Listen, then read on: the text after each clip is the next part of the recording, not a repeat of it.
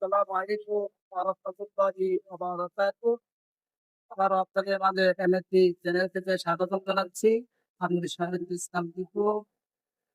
তো আজকে আপনাদের সামনে একটি বানারের কি কি প্রয়োজন লাগে সে সম্পর্কে আলোচনা করব। আসেন আপনার সেটা দিলেন।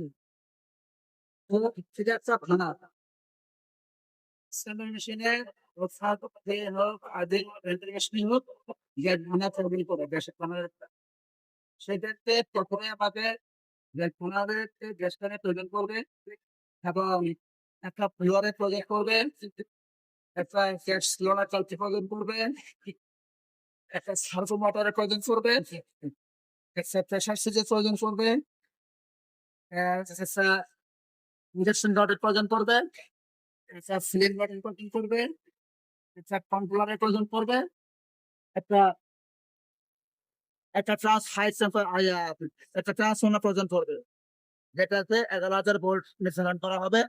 এরকম ট্রান্সফর্মার প্রয়োজন করবে একটা, এবং সেটাতে একটা বল বাল্ব প্রয়োজন করবে, একটা ফ্লেক্সিবল পাইপ সেটাও প্রয়োজন পড়ে।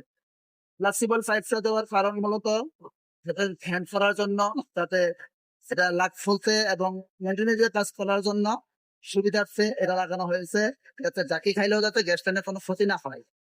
বল বাল্ব ইউজ হয়েছে ইলেকট্রিকের সোলোনাইট, সেটা লাইনের মাধ্যমে অন অফ হবে অটোমেটিকলি।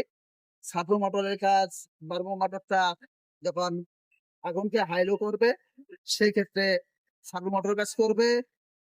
ইঞ্জেকশনের কাজ হয়েছে আগুন ধরাবে, ফিল্ম রডের কাজ হচ্ছে আগুন ধরে রাখবে, কন্ট্রোলারের কাজ কন্ট্রোলার রানিং এ রাখবে, এবং ইঞ্জেকশন ট্রান্সফর্মার কাজ হচ্ছে সে ইঞ্জেকশন করে আগুনটা ধরাই দেবে, এটাই আর কাজ।